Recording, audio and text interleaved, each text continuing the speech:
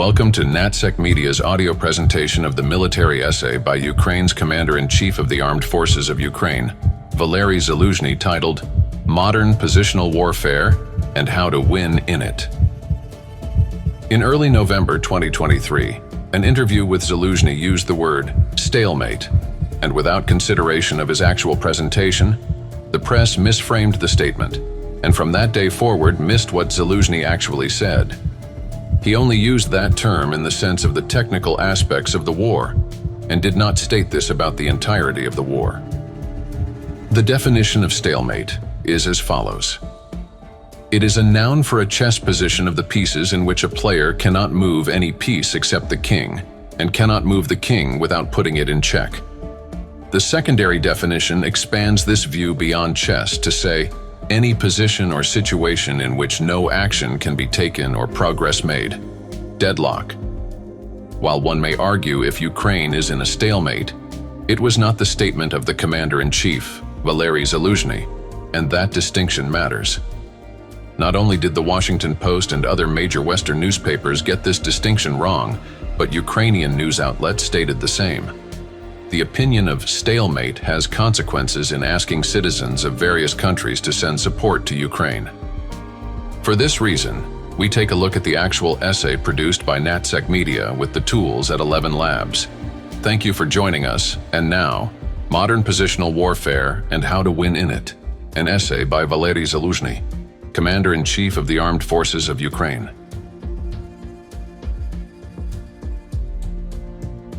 Modern Positional Warfare and How to Win in It, an essay by Valerii Zaluzhnyi, the Commander-in-Chief of the Armed Forces of Ukraine, Kyiv, Ukraine. Having launched the large-scale armed aggression against Ukraine on February 24, 2022, the Russian Federation provoked the beginning of an unprecedented global security crisis, the largest since the end of the Second World War. Russian great power chauvinism multiplied by sick imperial ambitions gradually turns the military conflict it began in the center of Europe into an armed confrontation between democratic and authoritarian political regimes, with the prospect of its spread to other regions of the planet with similar geopolitical models: Israel and the Gaza Strip, South and North Koreas, Taiwan and China, etc. The insufficient effectiveness of the existing global political regulatory mechanisms, primarily the UN and the OSCE, leaves Ukraine no choice but to restore its territorial integrity after the large-scale armed aggression within the internationally recognized borders of 1991, exclusively by military force, in which its armed forces, AF, play a decisive role. Having entered the war with a stronger enemy, which has a lot of weapons and a much greater mobilization capabilities, Ukraine was not only able to stop it, but also to conduct a successful counteroffensive in 2022 and stave the enemy off along many axes.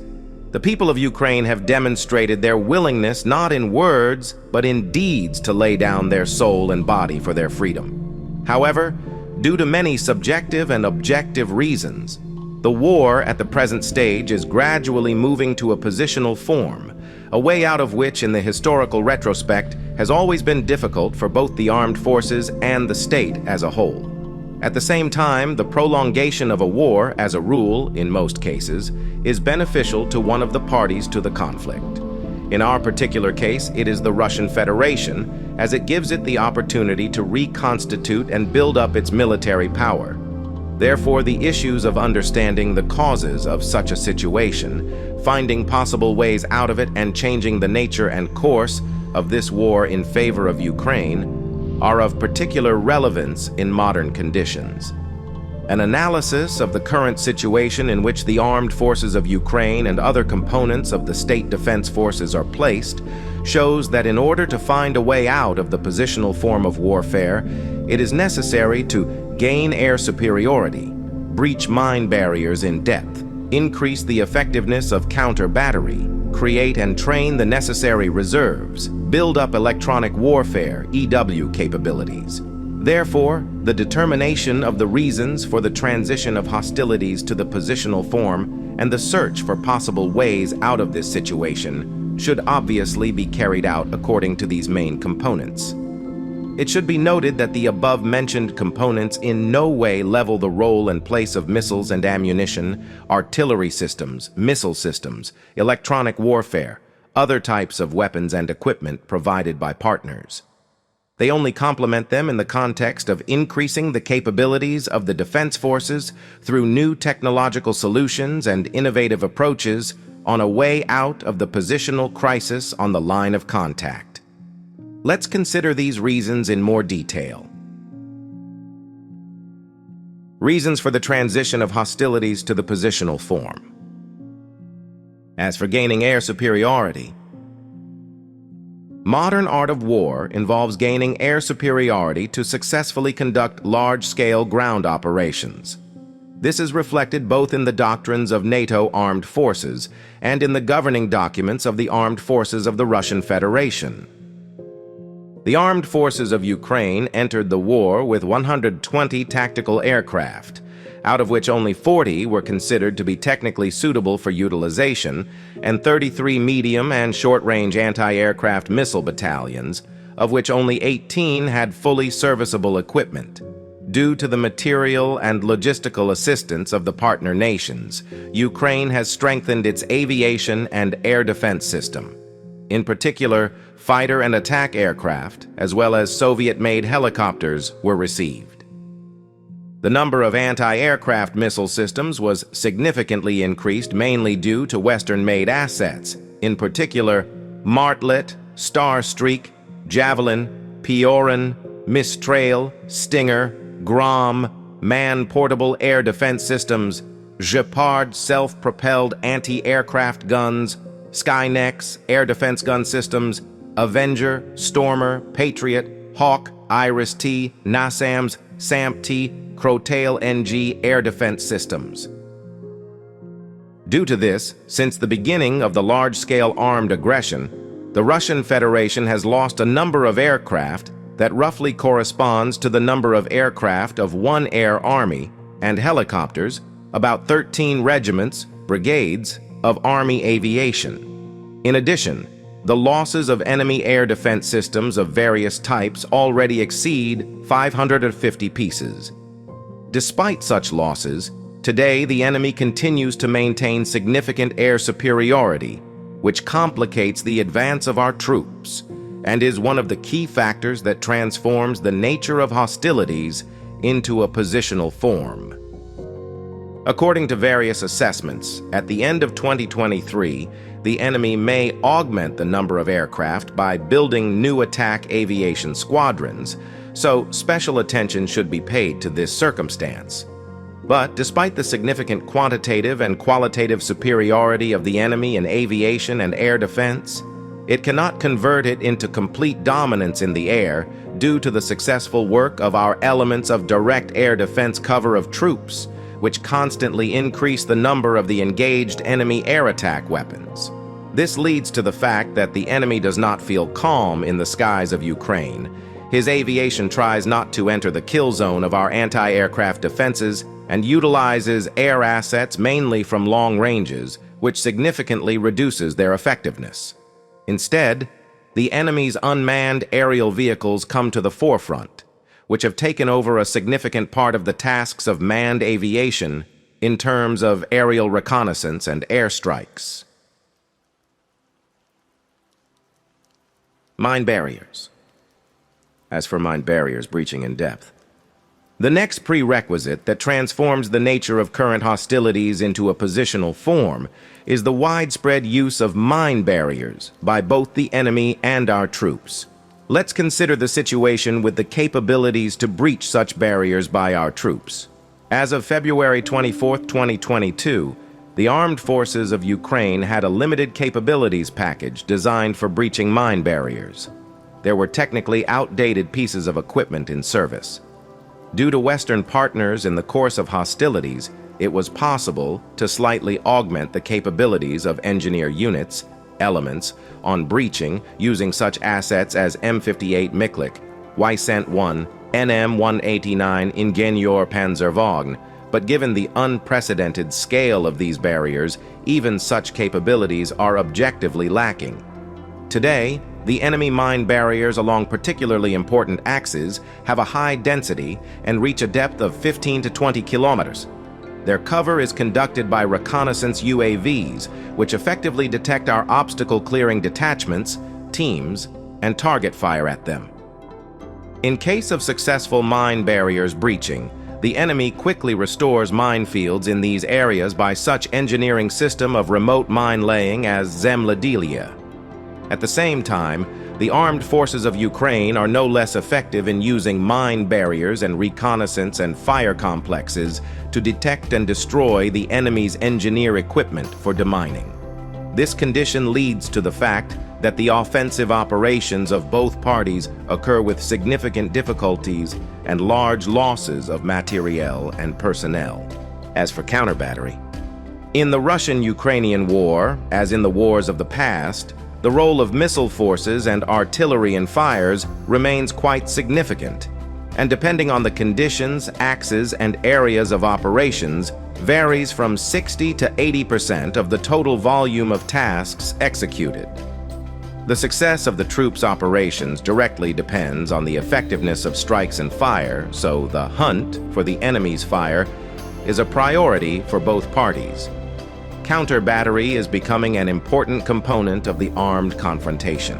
And despite the statements of some so-called military analysts, various publications, including in the Russian media, regarding the gradual weakening of Russia, we have no right to belittle the importance and capabilities of Russian weapons, its ISR, intelligence, surveillance, and reconnaissance, and countermeasures, the ability of the military-industrial complex of the aggressor state to supply the troops with a significant number of both outdated and modern weapons and equipment. We must realistically assess threats, analyze experience, and draw conclusions. Immediately after receiving Western missile and artillery weapons, the armed forces of Ukraine gained a significant superiority and significant success in counter-battery. Thus, precision-guided munition, e.g. Excalibur 155mm shell, proved to be quite effective in the fight against self-propelled artillery and counter-battery radars. However, over time, their capabilities have significantly decreased, since the targeting system, using GPS, is very sensitive to the influence of enemy electronic warfare, which leads to a loss of precision of ammunition. The enemy quickly learned to apply new tactics: dispersal by guns, fire from the maximum range, use of new electronic warfare assets, the Pol 21 electronic countermeasure system, etc. Also, the enemy quite widely and effectively began to use the Lancet loitering munition with target illumination, the Orlan, Zala UAVs, and others for counter-battery, countering which is quite difficult. In order to maintain and increase the dual superiority, the Russians, through the use of outdated artillery systems, D1, D20, etc., significantly increased the artillery density and its ability to massively use conventional ammunition. The enemy has also increased the production and intensity of the use of 122mm Krasnopol precision-guided munition, which is aimed at targets by target illumination with a rangefinder from ground-based observation posts. As a countermeasure to the enemy, we were forced to utilize rocket artillery systems, e.g. HIMARS, to defeat his artillery. However, a significant part of the existing set of missiles was utilized for hitting these targets, artillery, MLRS, etc. Currently, we have managed to achieve a notional parity with the numerically prevailing enemy artillery due to a smaller number of higher quality, accurate fires. As for creation and preparation of the necessary reserves, compared to Ukraine, the Russian Federation has almost 3 times more mobilization human resources. Having failed to succeed in the initial period of the war, the enemy began a partial mobilization by the composition of the armed forces of peacetime in September 2022, which continues to date. but he fails to take advantage of the mobilization of human resources to create a significant superiority in the combat strength of task forces directly fighting against Ukraine. The main reasons for this state are political, organizational, and motivational in nature. Thus, on the eve of the presidential election, the president of the Russian Federation, Putin, is afraid to conduct a general mobilization in connection with the possible risks of growing social tension in the state and turning it into a political crisis. The enemy has limited capabilities to train mobilized citizens and provide them with the necessary weapons and equipment. Due to significant losses of personnel, the civilian population of the Russian Federation seeks to evade conscription and participation in hostilities. At the same time, it should be taken into account that despite the fact that the command of the armed forces of Ukraine is constantly working to improve the procedure for creating and preparing reserves, some issues remain problematic. In particular, we have limited capabilities to train reserves on our own territory, since the enemy has the ability to launch missile and air strikes on training centers and training grounds. The prolonged nature of the war, limited opportunities for the rotation of soldiers on the line of contact, gaps in legislation that seem to legally evade mobilization significantly reduce the motivation of citizens to serve with the military. We are aware of these issues. We see ways to solve them and are constantly working on it. Thus, this leads to the lack of Ukraine's ability to achieve superiority over the enemy in reserves by increasing their number. As for electronic warfare, even before the events of 2014, the military and political leadership of the Russian Federation paid considerable attention to the development of electronic warfare. An illustrative example of this is the creation in 2009 of a separate branch of the armed forces of the Russian Federation, the Electronic Warfare Troops. In addition, as part of the Russian armed forces, a powerful air component of electronic warfare has been created, which ensures the effective employment of troops, forces, and high-precision weapons. The enemy adopted about 60 types of modern electronic warfare equipment, which have better characteristics, high mobility, increased security, short setup and tear-down time, the introduction of new technical solutions, automation tools, special software, etc. Almost the entire fleet of obsolete equipment has been updated.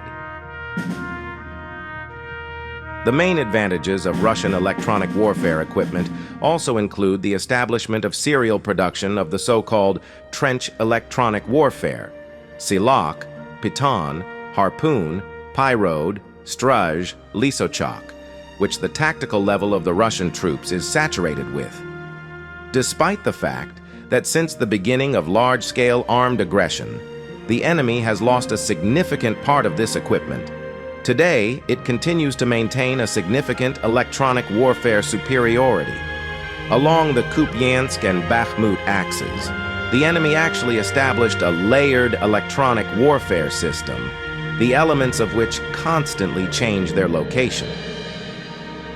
As for the armed forces of Ukraine, by 2022, such modern electronic warfare assets with UAVs such as Bukovel AD, Enclave, Khmara, Nota were adopted, which later proved themselves well in combat.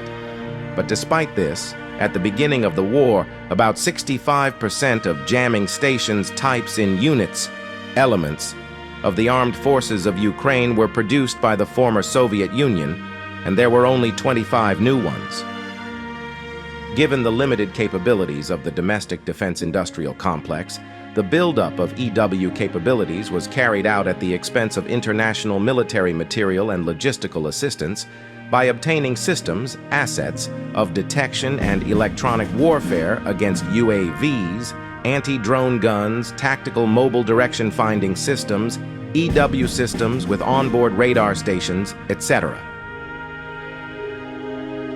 To date, the capabilities to counter enemy high-precision weapons, guided missiles, UAVs, are being increased by deploying the Pokrova nationwide EW system with the possibility of replacing the satellite radio navigation field, spoofing, suppressing satellite radio navigation along the entire line of contact and in most parts of Ukraine. The development and implementation of elements of situational awareness systems into command and control processes is also underway. Graphite, for automated transmission and display of data about the flight of small UAVs.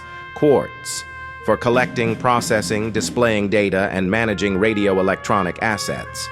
At this time, we have practically achieved a parity in the EW task's performance, which significantly complicates the possibility of achieving superiority by both the armed forces of the Russian Federation and Ukraine when employing weapons and troops in general. Thus, relying on the strategic superiority in military, economic, human, natural resource, and scientific potential, and relatively appropriate conditions for its implementation, the occupying armed forces are still not able to fully implement the plans of the Russian General Staff. At the same time, it should be noted that, despite this, countermeasure to the achievement of military political objectives by the aggressor state comes at a high cost for Ukraine and its armed forces. The above is especially acute in the current course of counteroffensive actions in the summer-autumn period. Thus, de facto, the armed forces of Ukraine and other components of the security and defense forces involved in repelling armed aggression, practically along the entire line of contact between the parties and in the border areas with the Russian Federation, faced the need to overcome the military parity problem. First of all, its existence is stipulated by the reasons related to parity in the air, minefields, counter-battery, and electronic warfare, and the creation of reserves. Ways to overcome the positional nature of hostilities. The need to avoid the transition to a positional form of hostilities, such as the trench war of 1914-1918, necessitates the search for new and non-trivial approaches to breaking the military parity with the enemy. The main idea of the way out of the current situation can be presented illustratively in the picture. The main ways to overcome the positional nature of hostilities, which began to manifest itself on the contact line in the summer of 2023, should be considered as follows. As for gaining air superiority, simultaneous en masse use of cheap unmanned aerial target simulators and attack UAVs in a single combat formation in order to overload the enemy's air defense system, mislead the enemy about the number of real targets in the raid, and expose elements of the enemy's air defense system. Hunting down enemy UAVs with the help of our own hunter drones with trap nets on board in order to directly eliminate a destructive threat of materiel and personnel on the battlefield by kamikaze drones. Use of radiation simulators of the medium-range anti-aircraft missile system to target illumination stations in close proximity to the contact line in order to reduce the effectiveness of the use of glide-guided bombs against our troops when assuming offensive, due to the fact that carrier aircraft will launch guided bombs from the maximum possible ranges, and reduce the manned aviation intensity due to the pilot's refusal to conduct sorties. Blinding of thermal imaging reconnaissance equipment and UAVs targeting with stroboscopes at night in order to prevent strikes on the positions of troops, pieces of weapons and equipment, at night using UAVs equipped with thermal imaging equipment. As for counter-battery, building up local GPS fields to improve the operation of precision-guided munition navigation tools. Increasing the share of tasks on counter-battery, which are solved by reconnaissance and fire complexes based on kamikaze drones. Use of counter-battery assets in combination with measures to mislead the enemy. Increasing the capabilities of artillery reconnaissance equipment provided within the framework of international materiel and logistical assistance through the use of non-standard settings. As for mine barriers breaching in depth, use of LiDAR scanning sensors to obtain situational information on breaching on the ground. The ROSI smoke protection systems to conceal the activities of obstacle-clearing detachments, teams, from enemy ISR and fires. Damaged equipment without crews, which retained its maneuver capabilities. Use of jet engines of decommissioned aircraft, water monitors, water cannons, or industrial water monitors, cluster artillery munition for breaching mine barriers that are installed without being dug in the ground, use of a mini-tunnel excavator with a drill, rapid burrowing robot, RBR, empty hoses for the injection of gaseous or liquid explosives, missiles with a fuel-air explosive for breaching mine barriers, use of anti-drone guns to counter enemy reconnaissance UAVs, which will increase the level of obstacle-clearing detachments, teams, concealment while breaching mine barriers. As for creating own reserves and combating enemy ones, introduction of the OBRI, Unified State Register of Draftees, persons liable for military service, and reservists into the activities of the command and control bodies, attracting more citizens of Ukraine to the military reserve, creation of an automated control system, and accounting of training of Ukrainian citizens for military service and national resistance, expanding the list of categories of Ukrainian citizens with whom training for military service and national resistance is conducted. Introduction of combat internship practice. As for electronic warfare, introduction into the command and control processes of elements of the Pokrova, graphite, quartz, situational awareness systems, as well as data exchange gained from Defense Forces ISR assets systems, increasing the capabilities for conducting electronic warfare from UAVs during assault operations by combined arms elements, organization and conduct of counter-EW measures to detect, recognize, isolate, and defeat the sources of electronic radiation of the enemy. Search for opportunities to increase the production of electronic warfare systems with the Bukovel AD UAVs on the territory of Ukraine and abroad. Streamlining the use of trench electronic warfare, which comes to the forces from volunteer organizations, in order to exclude cases of suppression of their own UAVs, friendly fire, improvement of existing and development of new domestic EW systems, taking into account the prospect of conducting electromagnetic warfare throughout the electromagnetic spectrum, which covers a much wider frequency range, from G radiation to terahertz radiation. Command and control. Improving the effectiveness of command and control is essential in the process of implementing the proposed ways out of positional warfare. This can be done through the widespread use of modern information technology in the command and control system, which will ensure the formation of a single information environment, creation of conditions for information superiority, effective coordination of the activities of subordinate troops, forces. As a result, this will allow to get ahead of the enemy in matters of situational awareness and make decisions faster and, in general, ensure the achievement of a goal of an operation in terms of positional warfare. The key components that will influence the achievement of superiority in situational awareness are the processes of organizing communications, intelligence, surveillance, and reconnaissance. Logistics support. One of the determining factors that significantly impacts the success of the implementation of the proposed ways to change the nature of the war and achieve goals is the rational organization of logistics support for the state defense forces.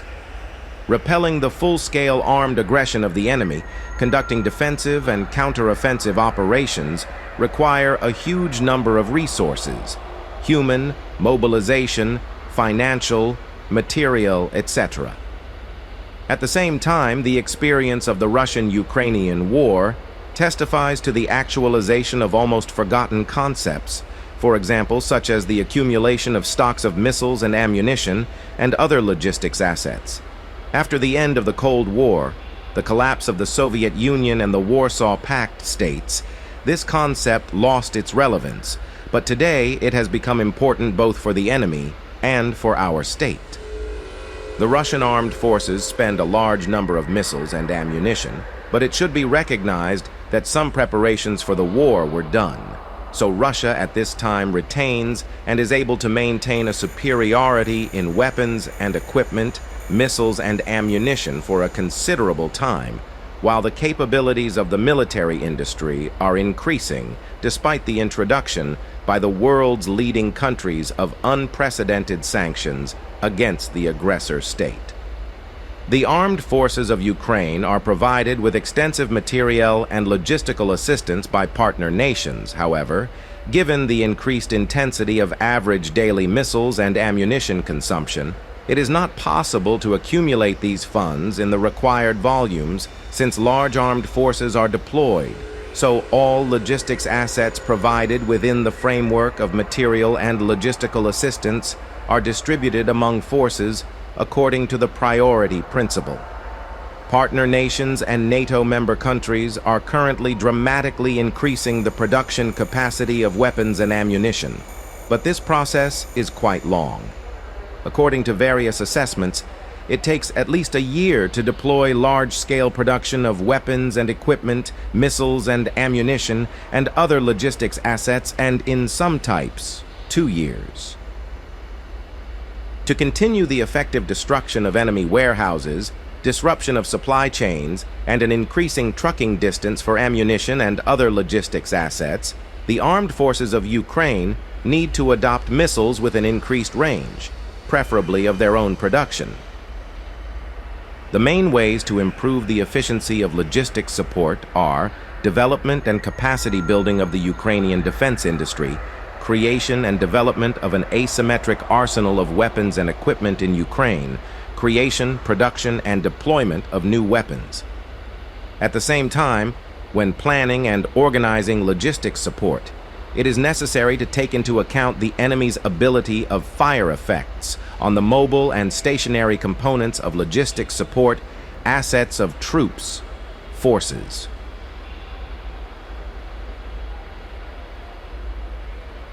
Key takeaways. The transition of the war to a positional form leads to its prolongation and carries significant risks for both the armed forces of Ukraine and the state as a whole.